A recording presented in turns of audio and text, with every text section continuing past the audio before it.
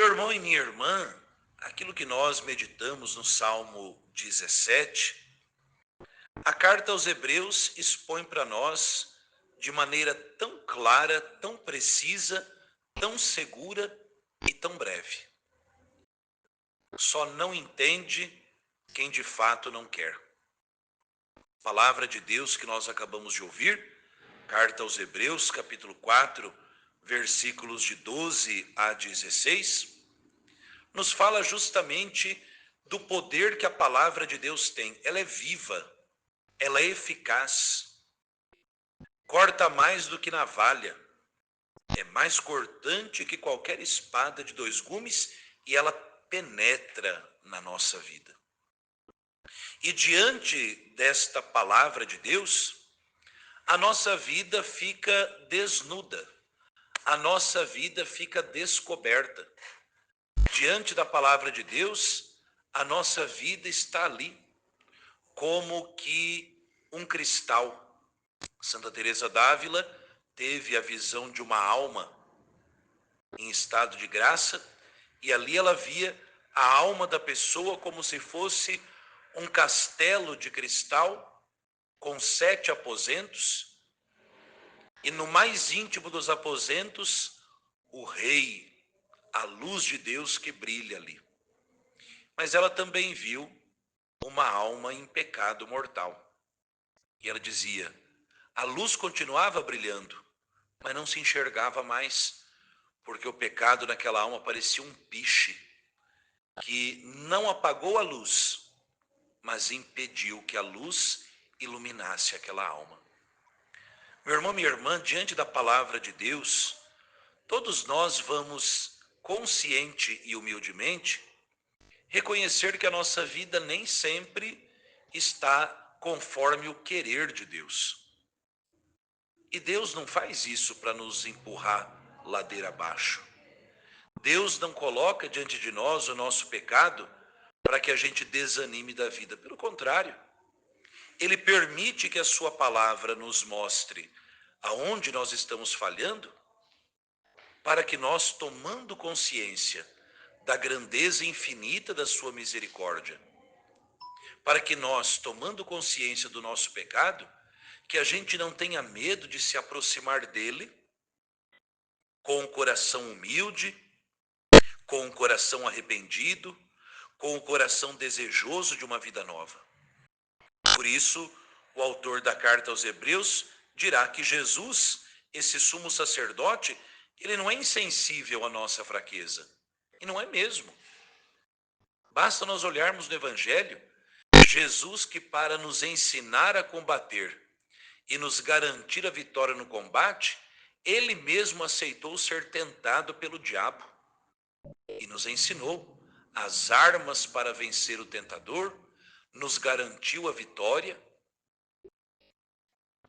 Quantas vezes nós encontramos Jesus que revela ali o seu lado humano, sensível, como o nosso.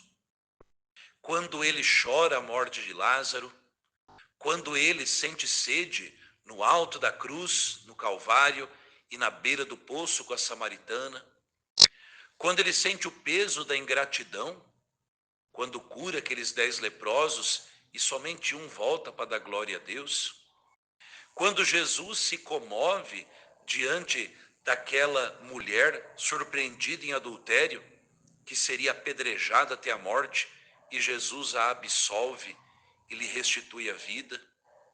Quando nós vemos Jesus que se alegra junto com os discípulos que voltam da missão, e diz o Evangelho que Jesus exultou de alegria no Espírito Santo.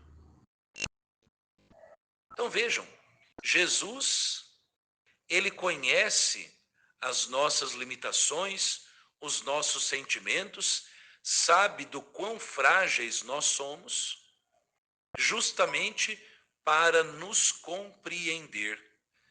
E não apenas nos compreender, mas para nos dar confiança. E onde é o tribunal da graça?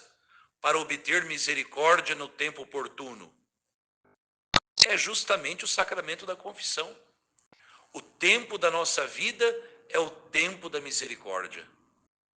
Meu irmão e minha irmã, não desperdicemos esse tempo.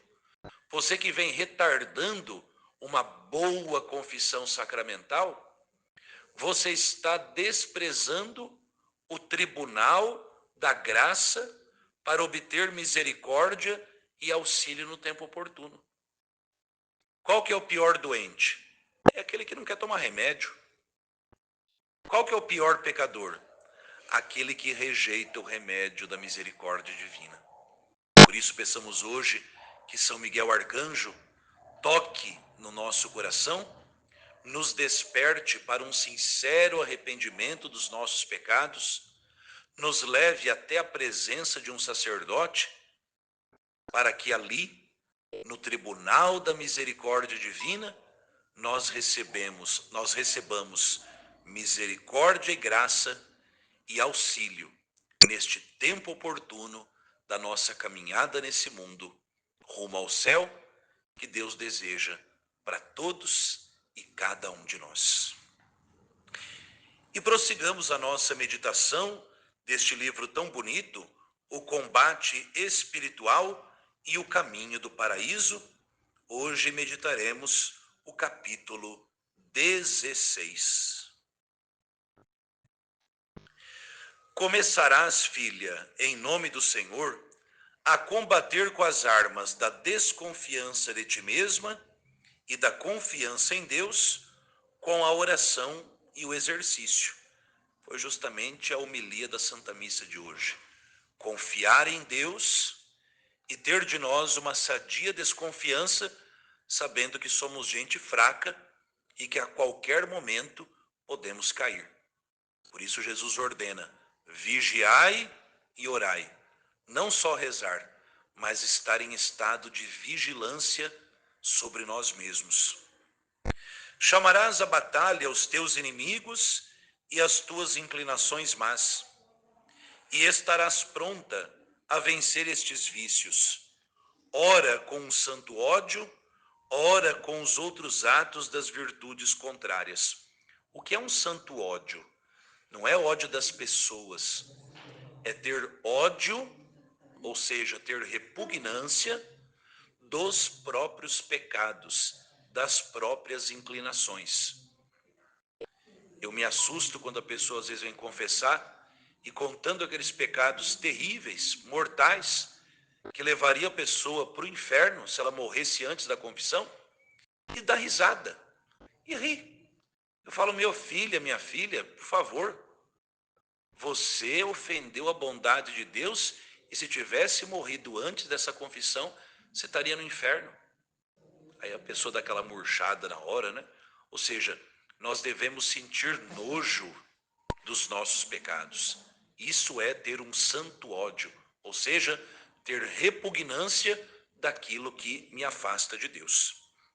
Agradarás assim ao teu Senhor, que com toda a igreja triunfante, ou seja, o céu inteiro, contempla a tua batalha. Relembro-te que não te deves furtar ao combate. Nós todos temos a obrigação de servir e agradar a Deus, e a necessidade de combater é imprescindível, porque quem foge é vencido.